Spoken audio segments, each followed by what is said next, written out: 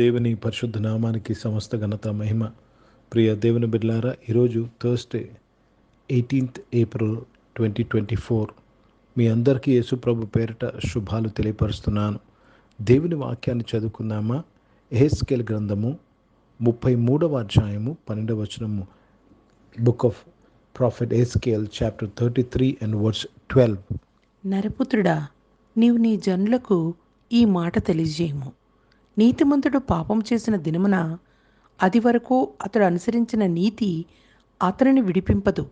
దుష్టుడు చెడుతనము విడిచి మనస్సు త్రిప్పుకొనిన దినమున తాను చేసియున్న చెడుతనమును బట్టి వాడు పడిపోడు. అలాగనే నీతిమంతుడు పాపము చేసిన దినమున తన నీతిని బట్టి అతడు బ్రతుకజాలడు. ప్రియ దేవుని బిడ్డలారా, చాలా జాగ్రత్తగా ఈ వాక్యాన్ని గమనించాలి. ఇది ఒక హెచ్చరికగా దేవుడు ఈరోజు మనకిచ్చుచున్నాడు. చాలామంది రక్షణ పొందుకున్న వారు, యేసు ప్రభుని సొంత రక్షకుడుగా అంగీకరించిన వారు, యేసు ప్రభు రక్తము ద్వారా ఉచితంగా నీతిమంతులుగా తీర్చబడిన వారు ఏ యొక్క అభిప్రాయంలో ఉన్నారంటే, మా నీతి నిత్యము నిలుచును అనే అభిప్రాయంలో ఉన్నారు. ప్రియ దేవుని బిడ్డలారా, దేవుని యొక్క వాక్యము ఇక్కడ సెలవిచ్చుచున్నది. ఏమని సెలవిచ్చుచున్నదంటే, నీతిమంతుడు పాపము చేసిన దినమున అది వరకు అతడు అనుసరించిన నీతి అతనికి విడిపింపదు. అర్థమవుతుందండి? అంటే మొత్తము అసలు మనము నీతి పనులు చేశామనే విషయమే గుర్తుకు రాదు. ప్రియ దేవుని బిడ్డలారా, యాకోబు పత్రిక 2:10 ఈ విధంగా రాయబడింది, నువ్వు ధర్మశాస్త్రం అంతయు పాటించి ఒక్క దాంట్లో తప్పిపోతే అన్ని విషయాల్లో అపరాధివై ఉన్నావు.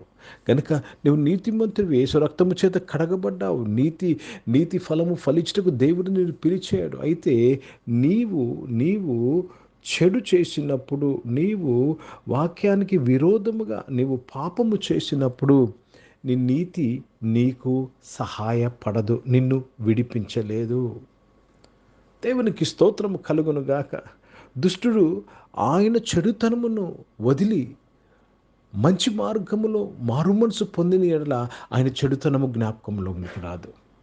కనుక దయచేసి మనం ఎవరిని కూడా తక్కువగా ఎక్కువగా చూడకూడదు. You should never condemn others. ఎందుకంటే ఆ దుష్టుడు, ఆ తప్పు చేస్తున్న వాడు ఒకానొక దినాన మారుమనసు పొందుకుంటే అతని దుష్టత్వము అసలు గుర్తుకే రాదు. So you don't judge others. అందుకే మొదటివారు కడపటివారు అవుతారు, కడపటివారు మొదటివారు అవుతారని బైబిల్లో రాయబడ్డాది. So don't look down upon somebody who is not doing right.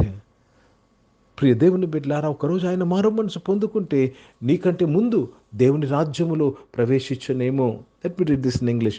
Therefore thou son of man, say unto the children of thy people, the righteousness of the righteous shall not deliver him in the day of his transgression.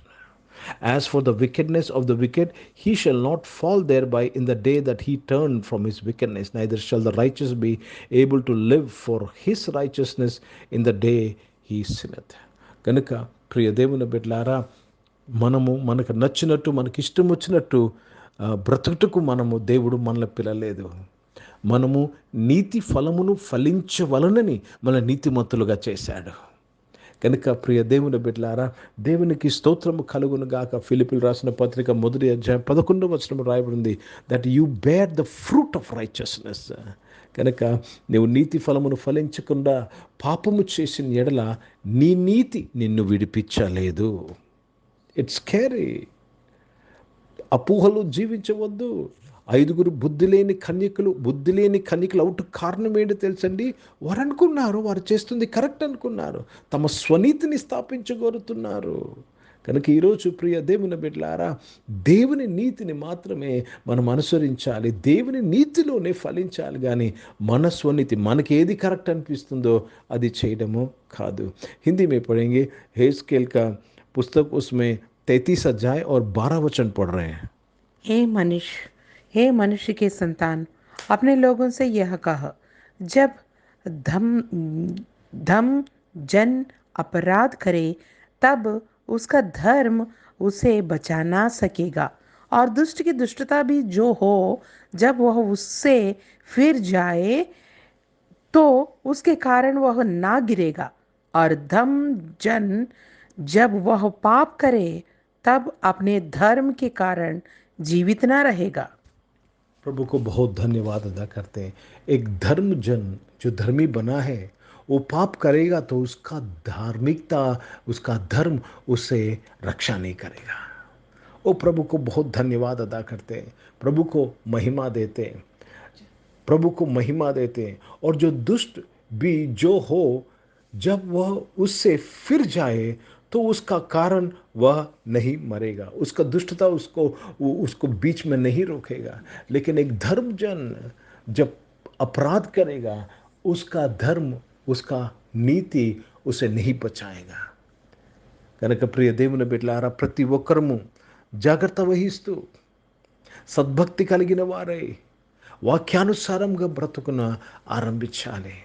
ప్రార్థన చేసుకుందాం. ప్రియ పరిశుద్ధ తండ్రి, జీవం గల దేవ, మీ వాక్యం ద్వారా మా అందరితో మాట్లాడినందుకు స్తోత్రం, మమ్మల్ని హెచ్చరించినందుకు స్తోత్రం నాయన. మేము తప్పిపోకున్నట్లు నాయన, దేవ కడపటి వారు అవ్వకుండా ఉన్నట్లు నాయన, నువ్వు ఈరోజు మీ వాక్యము ద్వారా మాతో మాట్లాడావు నాయన తండ్రి. దేవా తండ్రి, నీతిమంతులు ఇంకా నీతిమంతులుగా ఉండనిమ్మని నీ వాక్యానుసారంగా మేము జీవించుటకు సహాయం చేయండి. నీతి ఫలములు ఫలించుటకు మేము ప్రయాసపట్టుకు సహాయం చేయమని ప్రార్థన విజ్ఞాపన చేస్తున్నాను. అనారోగ్యం వారందరినీ కూడా మీరు ముట్టి స్వస్థపరచడానికి స్తోత్రం చెల్లిస్తున్నాను. ఉద్యోగాల్లో వ్యాపారంలో ఉండి కాపాడి భద్రపరిచినందుకు స్తోత్రం చెల్లిస్తున్నాను. చదువుకుంటున్న వారందరి కొరకు ప్రార్థన చేస్తున్నాను. దేవా, entrance exam, competitive exam, job exams కొరకు సిద్ధపడుతున్న ప్రతి ఒక్కరిని దీవించమని ప్రార్థన చేస్తున్నాను.